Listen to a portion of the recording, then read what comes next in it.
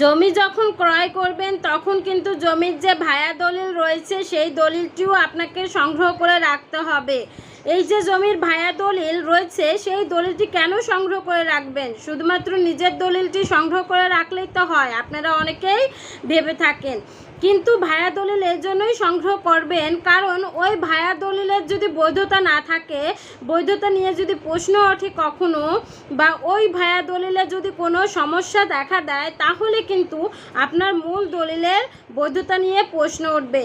কারণ আপনি যার কাছ থেকে সম্পত্তি ক্রয় করেছেন তার যে দলিল মূলে ক্রয় করলো সেই দলিলে যদি সমস্যা হয়, দলিলের বৈধতা নিয়ে যদি প্রশ্ন ওঠে, তাহলে আপনার দলিলের বৈধতা নিয়ে তো প্রশ্ন অবশ্যই উঠবে।